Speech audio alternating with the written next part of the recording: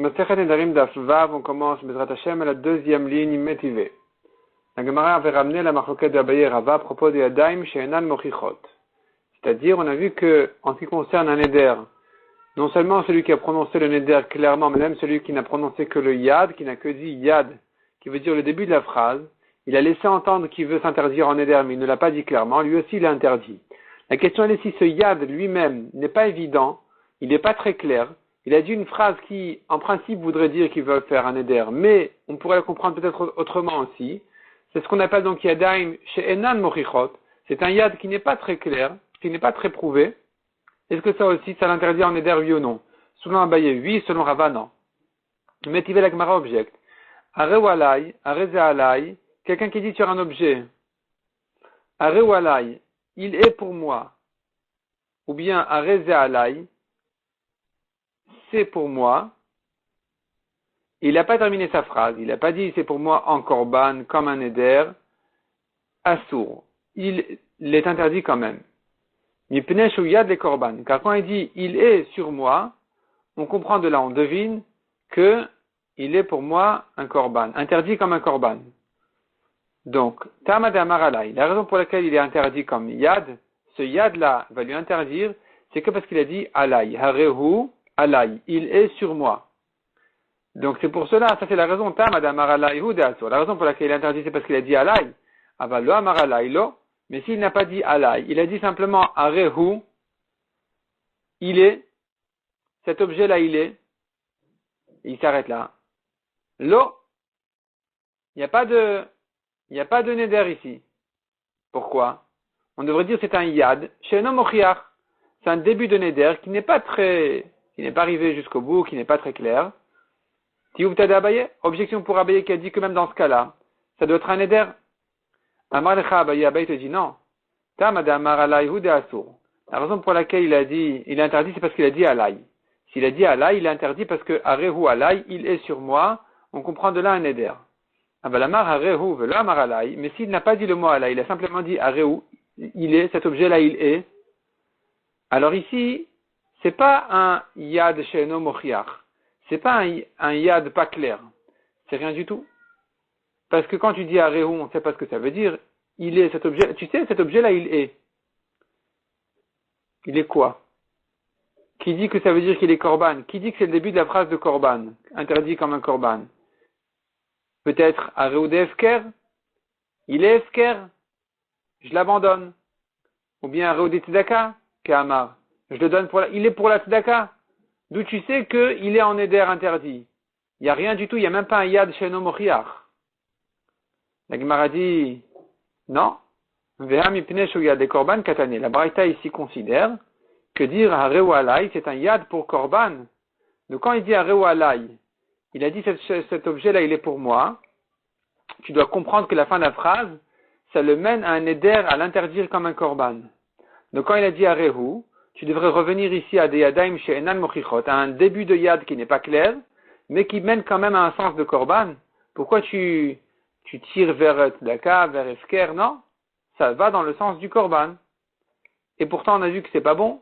S'il n'a pas dit le mot Allah, il a dit que arehu ou bien arezé, c'est pas suffisant. Et là, Emma, la Gemara dit donc il faut déduire autrement. Tamad amar alai.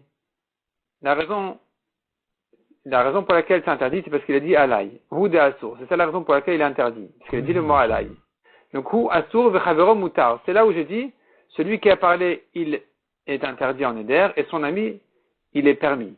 Parce qu'il a dit, arehu alai.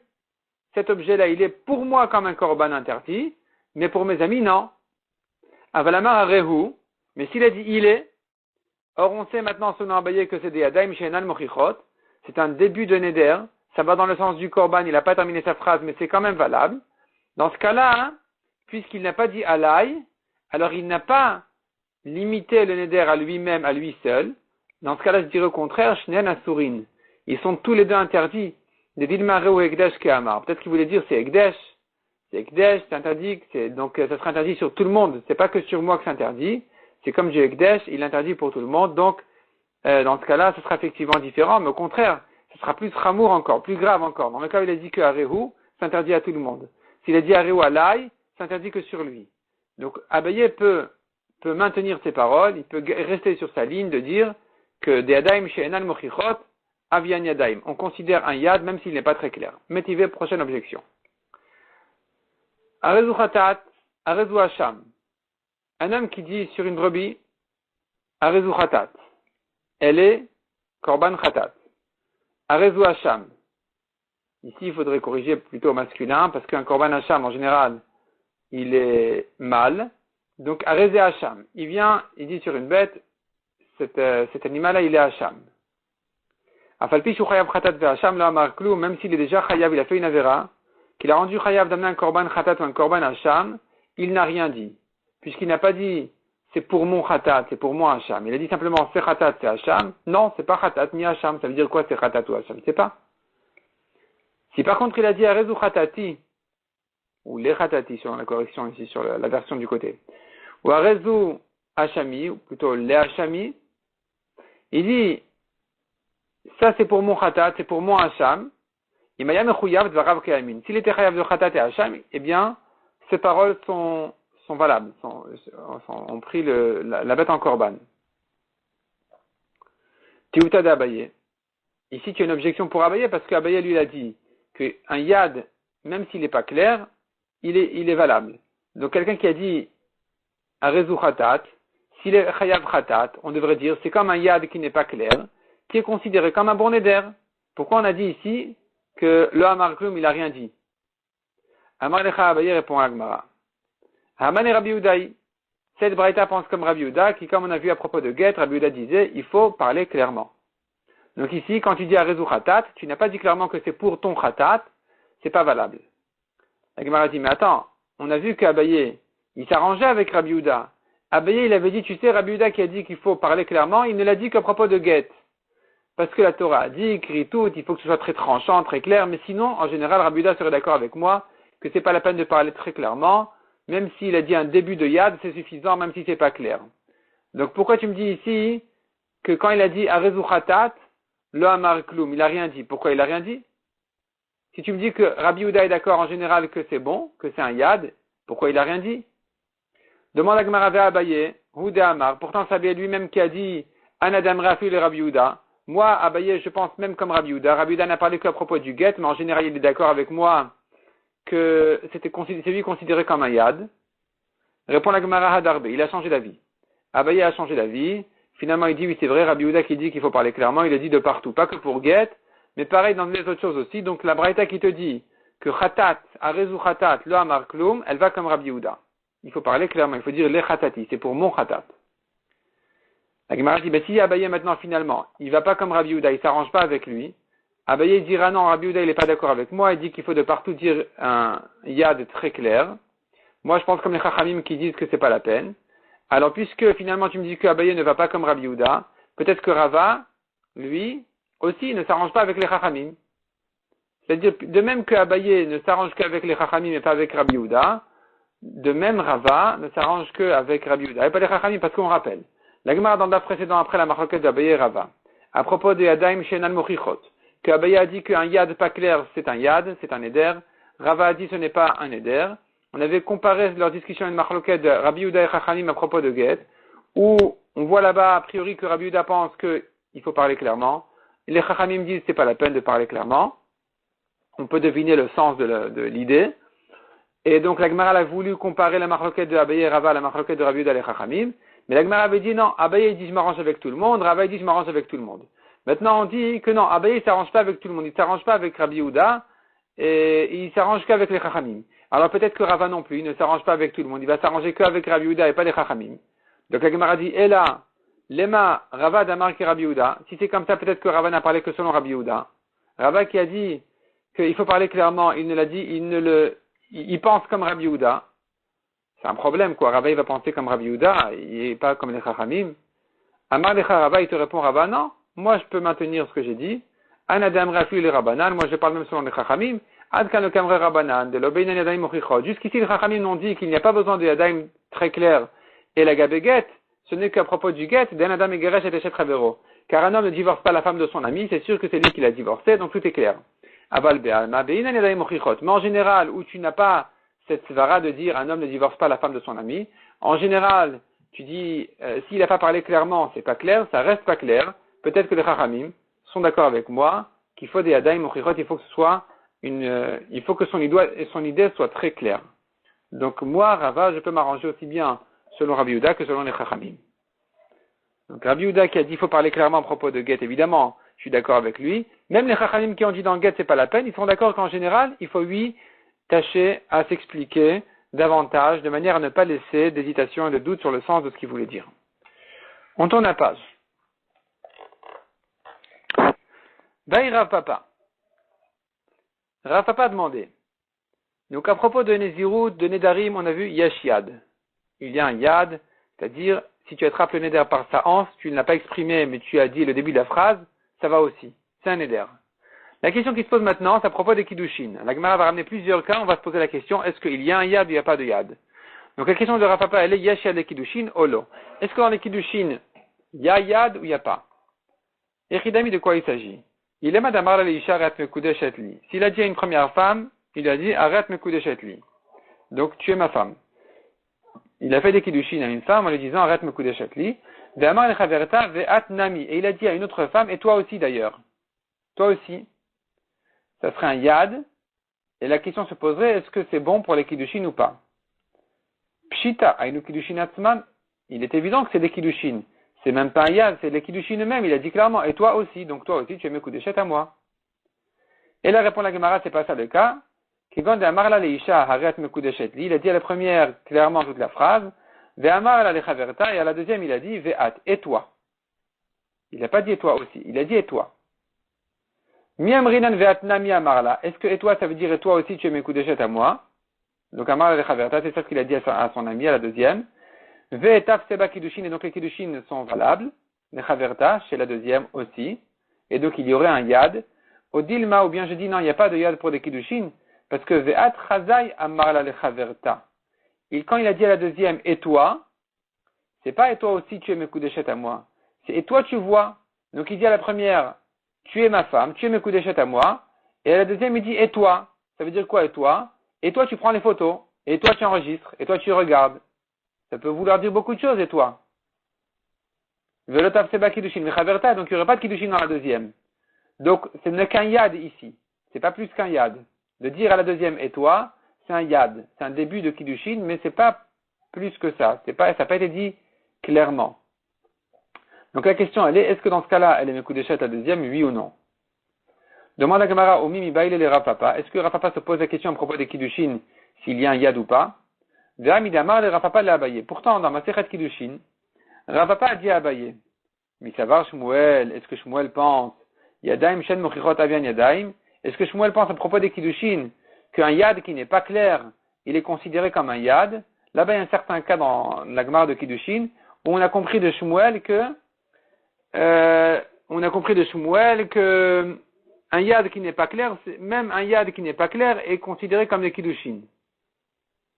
Il a dit arrête Mekudeshet, il n'a pas dit li. Et donc c'est ce que Shmuel a dit, elle est Mekudeshet, et Rav Papa a demandé à Abaye, mais quoi, mais Shmuel il pense qu'un yad qui n'est pas clair, c'est considéré comme un yad dans Kiddushin.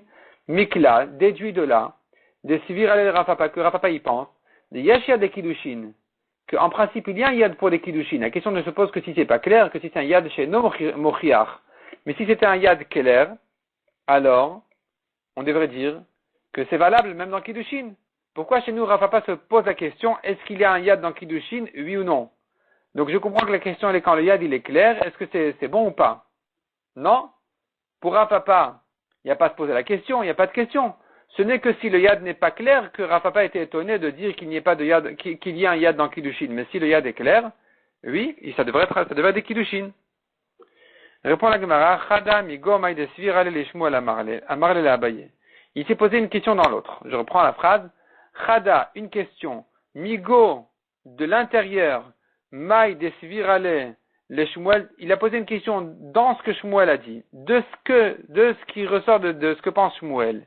Amar le Abaye, il a dit Abaye, c'est-à-dire, pour Shmuel, c'est clair qu'il pense qu'il y a un yad dans Kiddushin, mais est-ce qu'il va jusqu'au bout? Il va dire, même si le yad n'est pas clair, même dans Rat Mekudeshet sans le mot li, peut-être qu'il est un chaliar, peut-être qu'il est envoyé, et qu'il est Mekadesh cette femme-là à un autre.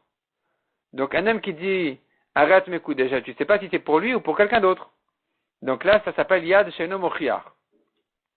Est-ce que là aussi Shmuel va dire que ce sont des Kiddushin?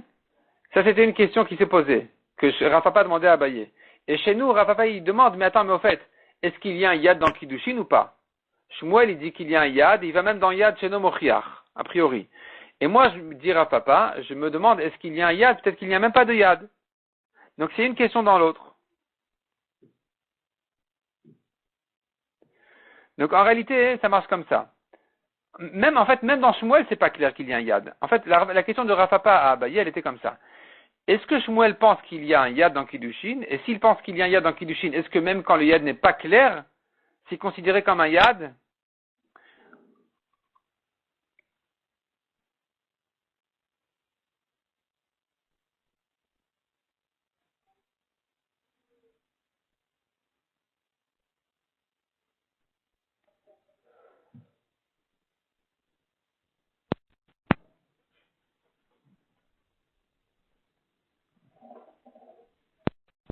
En réalité, ici, ce sont deux compréhensions dans la Gemara. Il y a selon le Mefaresh et il y a selon le Ran. Selon le Mefaresh, ici à l'intérieur de la page, la question de la Gemara la réponse de la Gemara de Chadami, Gomai, le Svirale le Shmuel, Kamare le Abaye, ça voudrait dire qu'il a posé ces deux questions-là sur Shmuel lui-même. Est-ce que Shmuel pense qu'il y a un Yad ou pas? Et s'il y en a, est-ce que même quand c'est pas un Yad Mochiach, c'est valable ou pas? Selon le Ran, Rav Papa a compris que d'après Shmuel, il y a un Yad dans Kiddushin. Et il s'est demandé, selon Shmuel, est-ce que même quand c'est pas Mochiach, c'est un Yad? Et Rav Papa lui-même s'est demandé, est-ce que c'est vrai qu'il y a un Yad dans Kiddushin comme Shmuel a dit, ou non, peut-être qu'il n'y a pas de Yad dans Kiddushin. Donc nous avons ici deux explications sur cette phrase de la Gemara.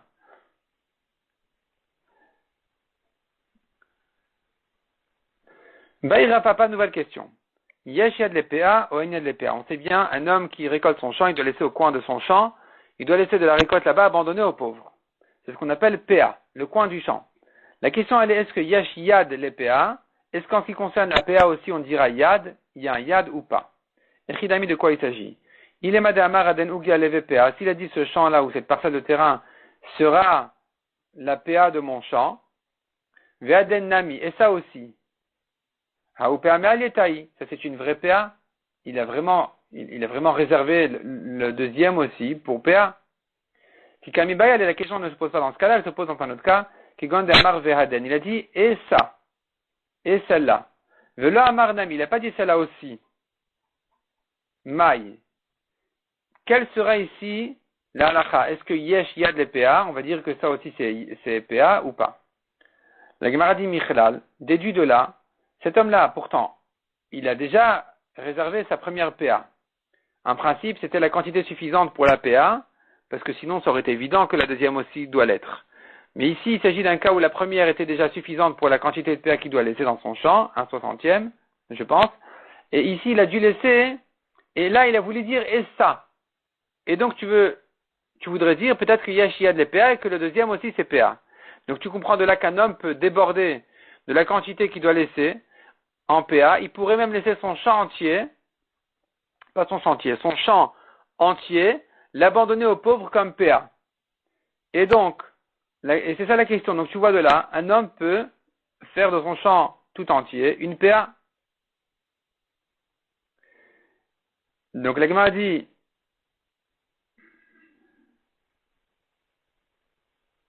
Miklal, déduit de là, que si dit le champ entier sera PA, avia PA, ce sera PA.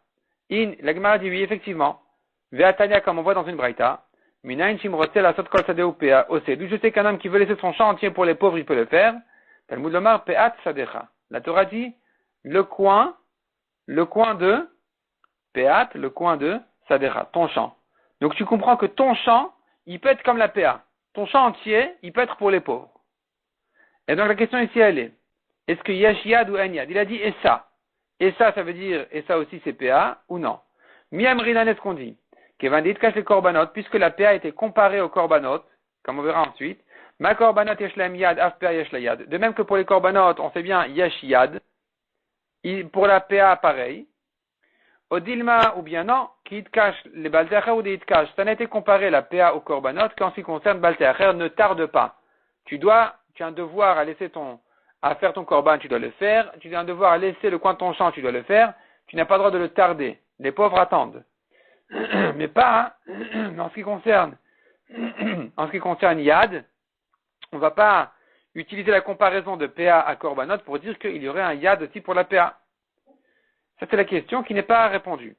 Vechaïd Kash, où est-ce qu'on a vu la comparaison entre PA et Korban? Détania, comme on voit dans le Passouk, Merimar, la Torah dit, un homme qui a fait un éder, un homme qui a fait un vœu, il doit l'accomplir, parce que Kadosh Baruch Hu va l'exiger de lui. Et là-bas, il y a tout un long Passouk avec beaucoup de mots en trop, et de chaque mot on fait une dracha. Quand le Passouk nous dit Merimar, de toi, de chez toi, Zeleket Shichra ou PA. Quand le Passouk nous dit Kadosh Baruch Hu va l'exiger, Meimar d'avec toi en fait, ça fait allusion à l'eket shichraopéa qui sont les parties qui sont laissées aux pauvres. L'eket, c'est les épis qui sont tombés dans le champ qu'on n'a pas le droit de ramasser parce que ils sont un par-ci, un par-là. Ça on doit laisser aux pauvres. Shichra, c'est ce qu'il a oublié une gerbe, il a oublié dans son champ un peu. Il doit laisser aux pauvres. Et PA, le coin de son champ. Et la Torah dit Meimar, ça aussi Akadosh Baruch Hu va l'exiger de toi, donc tu n'as pas le droit de le tarder. Et il a été comparé donc au korban qui, au début du pasuk, il s'agit là-bas de korbanot. Et peut-être, dit la Gemara, que ça a été comparé non seulement pour Baal Te'acher, mais même pour Yad. Pour dire que de même que dans le korban, il y a un Yad, dans PA aussi, il y aurait un Yad. Donc, ça, c'est une question qui s'est restée en question dans la Gemara, comme on verra dans le DAF suivant.